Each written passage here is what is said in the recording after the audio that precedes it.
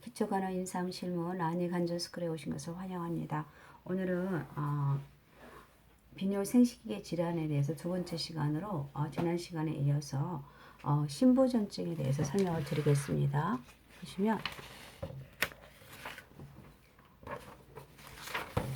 신부전증은 급성 신부전증과 만성 신부전증으로 나눌 수 있는데, 일단은 신부전증의 첫 번째 발병 기전을 보면은 저혈압이라든지 우열성 신부전증, 탈수나 신장의 동맥이 혈전증 등에 의한 신장 혈액량의 감소로, 그리고 두 번째 같은 경우는 전립선 비대나 유관이나 요도의 종양, 신결석 등에 의해서 소변량의 감소에 의해서 나타나고요.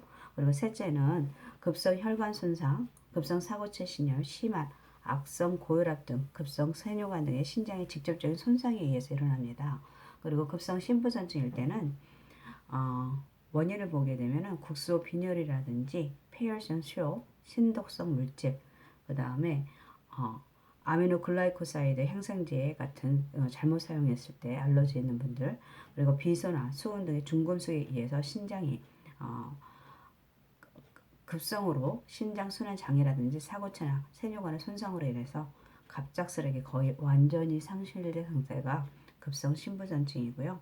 이 임상적 경과는 핀뇨기와 이뇨기, 회복기의 단계로 인해서 나오게 되고, 증상을 보면은 지속적인 오심과 구토, 설사, 탈수, 피부와 점막 건조, 소변 냄새가 나는 호흡이라든지 중추신경 증상에 이상이 나타납니다. 그래서 혼미라든지 두통, 근육 연충이나 경련 같은 이런, 그리고 빈혈 같은 증상이 나타나고요. 그 다음에 진단에서는 소변 검사가 필요하고, 그리고 혈액 검사, 크레아티닌 검사라든지 뭐 이런 것들 필요하고요. 그리고 치료 및 간호에서는 아까 증상에 나타난 것과 핀뇨기에 나타날 때는 소변이 안 만들어지기 때문에 수액을 우리 몸에 노폐물이 쌓인다는 거겠죠. 그래서 핀뇨기 때는 수액을 제한하는 그런 걸로 해가지고, 이뇨기 때에는 소변이 너무 많이 나오니까 수액 공급을 해서 전해질 균형을 맞춰야 되는, 이렇게 단계별로 치료가 가능하고요. 그 다음에 만성 신부전증은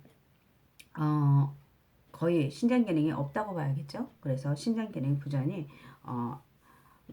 부전과 수분, 염분의 축적이 나타난 증상으로 신장 기능이 진행적이고 불가역적 형태로 이제 노폐물도 거의 우리 몸에서 쌓이기 때문에 뭔가 인위적으로 밖에서 투석을 돌릴 수밖에, 신장을 기능을 할 수밖에 없는, 그래서 투석이라는 것을 하게 됩니다. 그래서 혈액투석이라든지 복막투석을 하게 되는 단계가 만성 신부전증이고요. 그래서 보면은 이것도 굉장히 원인은 여러 가지 질환이겠죠. 질환은 만성 사고체 신염, 신우신염, 그다음 신장 기형이나 당뇨병이라든지 악성 고혈압, 요로 폐색이라든지 감염이란 약물 및 독성 물질에 의해서 나타납니다. 그래서 치료 및 간호는 대증요법에 따라서 저단백 식이를 준다는데, 부작 예방을 위한 수분과 염분 제한 등이 있고요. 그래서 이때에 이루어지는 투석에 대해서 설명을 드리겠습니다. 투석 치료의 네 가지 목적은 우리 몸 안에 있는 요소나 크레아티닌 같은 단백질 최종 대사물을 혈액에서 제거하는 것입니다. 그리고 혈청 전해질의 농도를 유지하는 거고요. 그리고 산독증을 교정하는 거고, 혈액에서의 과잉 체액을 제거시키는 것입니다. 그래서 우리가 두 가지 방법이 있다고 했는데, 복막투석과 이제 혈액투석이 있는데, 첫 번째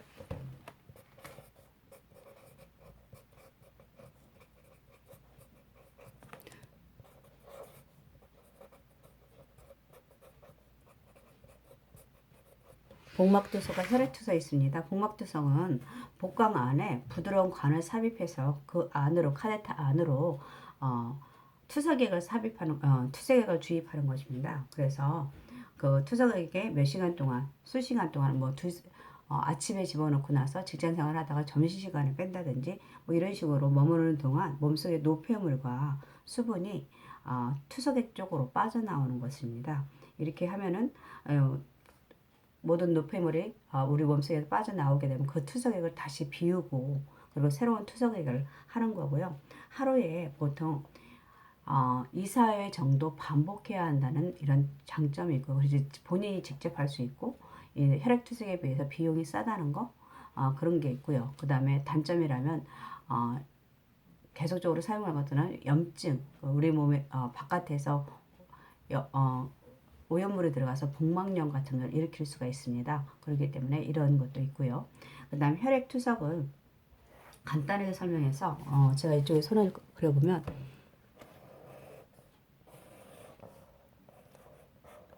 손이 너무 그랬네요. 이쪽에 다시 그려볼까요?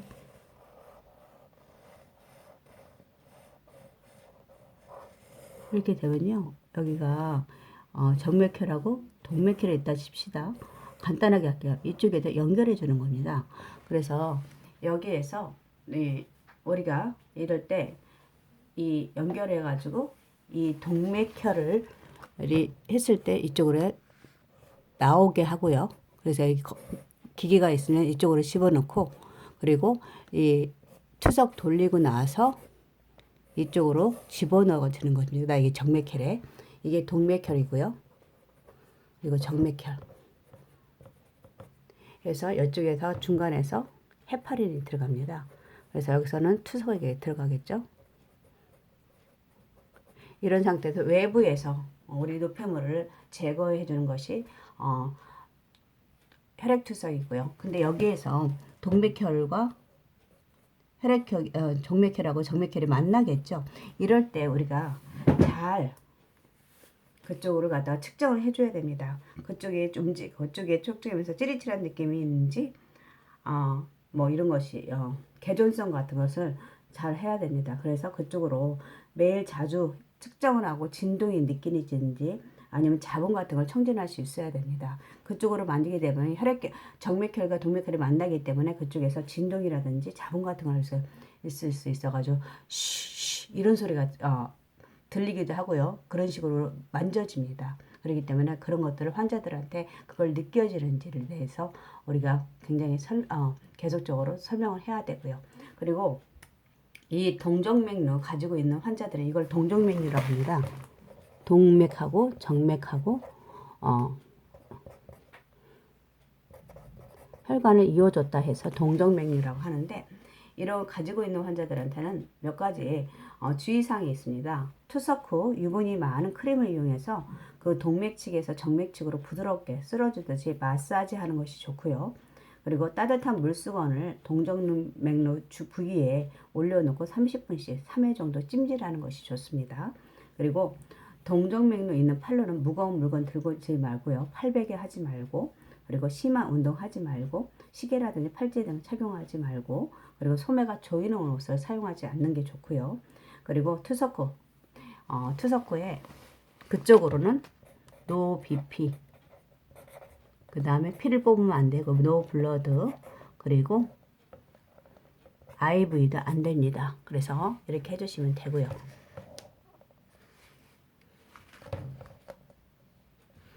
그래서 이쪽으로는 혈압도 측정하면 되고, 그 다음에 피도 뽑으면 안 되고요.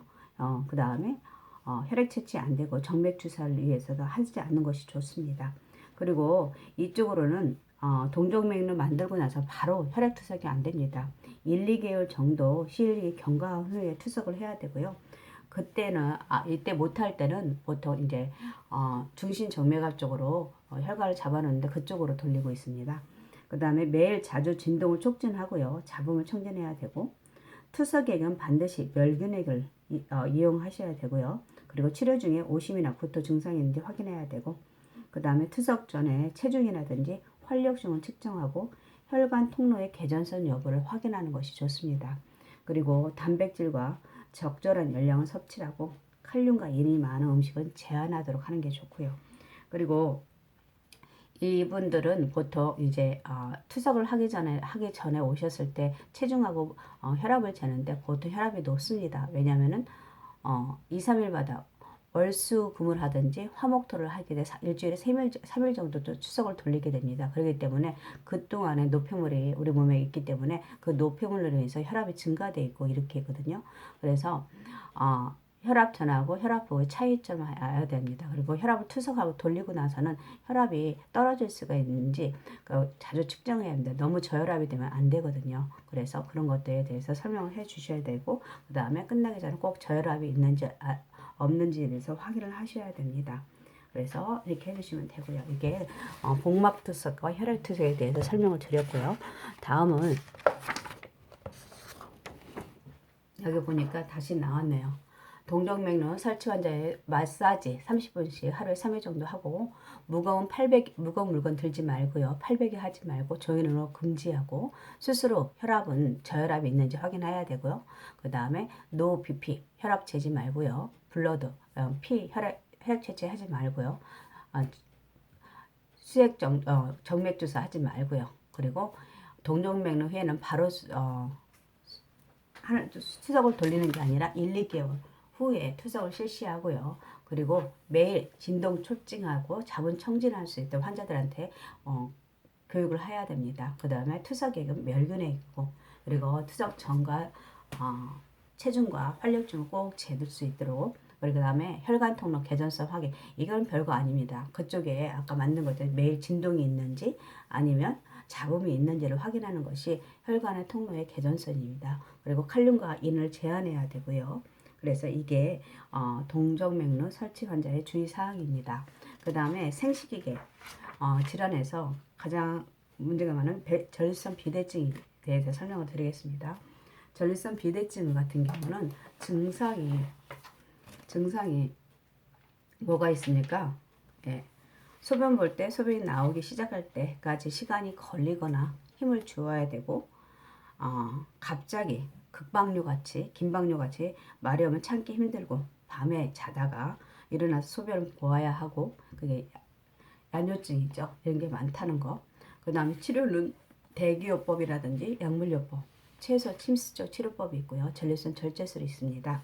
그래서 여기에서는 제가 설명해 드릴 것은 전립선 절제술 간호에 대해서, 여기에서 말하는 수술이라는 것은 약간 방광경으로 들어가서 전립선 부위에 기구가 들어가가지고 그 주위에 전립선을 잘라내는 겁니다. 그래서 이때 방광경이 들어가게 되는데, 이때 하고 나서는 트루웨이 카데타 유치 도뇨관을 삽입해서 그 부위에 출혈이 있기 때문에 계속적으로 세척을 해야 됩니다.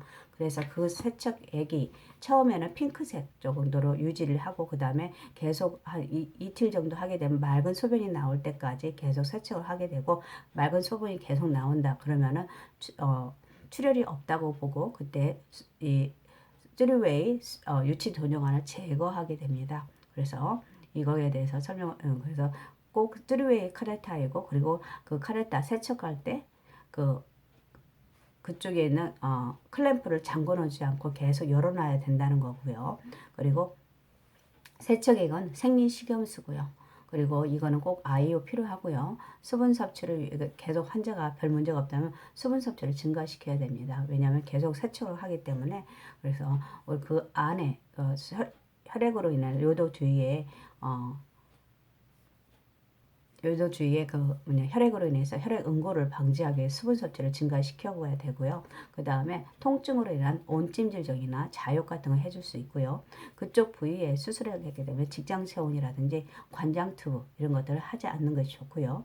그 다음에 6주에서 8주 정도는 무거운 물건을 들지 않는 것이 좋습니다. 운동도 제한시켜야 되고, 변비를 예방할 수 있도록 해야 되고, 자극성 음식은 제한시켜주는 게 좋고요. 이렇게 해주시면 되고요. 그 다음에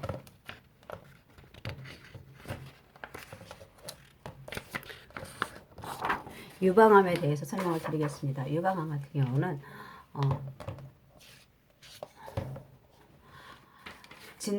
자가 진단이 가장 중요하죠. 매월 생리 끝나고 이틀에서 7일 후에 2일에서 7일 후, 그때는 유방이 말랑말랑해서 그러기 때문에 그때가 가장 좋거든요. 그때 해주시고, 그리고 폐경기 있는 여성들은 기억하기 좋은 때에 해주시면 좋고요. 그 다음에 그 외에도 정기적인 의사와 진찰, 그 다음에 유방 촬영 같은 거 필요하고요. 그 다음에 외과적인 절제라든지 환축 부위, 팔보 같은 부종 예방, 운동, 긴장 예방, 압박 드레싱이 필요합니다. 그리고 지금 이제 문제풀이가 나와 있는데, 문제풀이는 보면은 첫 번째 볼까요? 좌측 동정맥류가 있대요. 이는 환자의 다음과 같은 상황에서 간호사에게 보고해야 하는 경우는 우측손으로 식사하고 있다. 좋죠. 좌측 팔로 팔베개를 하고 있다. 아, 이거네요. 우리 그쪽으로 뭐라고 했죠? 좌측 그쪽으로는 보통 무거운 거 들지 말고, 그리고 팔베개 하지 말고 그렇게 하라고 했죠. 그렇기 때문에 이쪽 맞고요. 양쪽 다리를 올린 채 잠을 자고, 이거 맞고요. 그리고 우측 팔에 자동 혈압 측정, 그것도 괜찮죠. 좌측 팔에 혈압이라든지 수액 혈액 IV라든지 혈액 채취 같은 거 하지 말라고 했으니 우측 팔에 하고 있으니까 괜찮고요. 좌측 팔에 따뜻한 물수건 하루에 3회 정도 따뜻한 30분 정도 하라고 했죠. 그거 맞습니다. 그렇기 때문에 좌측 팔에는 무거운 물건을 들거나 팔베개 하지 않고, 그쪽으로 시계라나 팔찌 하지 않고 조이는 하지 말라고 했으니까 이게 맞는 것 같네요. 그 다음에 사고체 신염을 앓고 있는 환자의 수술 전에 수술 대상자의 신장 기능을 확인하기 위한 검사는, 굉장히 신장 기능을 알 수 있는 것은, 검사는 우리가 몇 번 나왔었죠. 비유엔하고 크리아티닌 검사입니다. 이걸로 인해서 신장 기능 검사, 혈액 검사 알 수 있고요. 그 다음에 항이뇨 호르몬의 불균형으로 심한 갈증을 느끼며 다량의 수분 섭취를 일일에 하루에 4에서 6리터의 수분 배설을 하는 경우, 이때는 이건 뭡니까? 단뇨증이라고 하죠. 우리 이걸 갖다가 단뇨증이라고 합니다. 우리 여기서 앞에서 나왔었는데, 증상 중에 하루에 뭐예요? 항이뇨 호르몬은 뇌하수체 후엽에서 발견하는 뇌하수체 후엽의 항이뇨 호르몬의 불균형의 결핍에 의해서 나타나는 것이 단뇨증입니다. 이때의 간호는 뭐야? 수분 섭취를 증가시켜고요. 탈수를 예방할 수 있도록, 그 다음에 전해질 균형을 맞추는 겁니다. 그래서 수분 섭취를 IV 같은 거 해줘야겠죠. 그 다음에 요도를 둘러싸고 있는 조직이 점차 증식되어서 배뇨 후 잔류감이나 소변 줄기가 끊어지고 금방 나오지 않아서 힘을 주어야 나오는 증상을 질환을 전립선 비대증,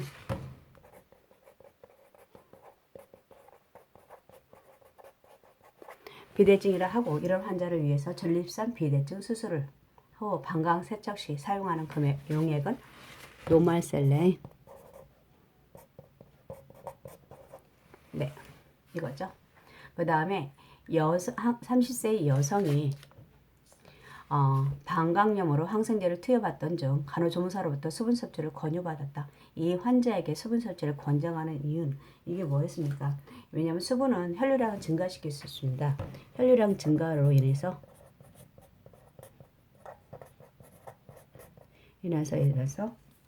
소변을 희석할 수 있어서, 소변의 희석을 위해서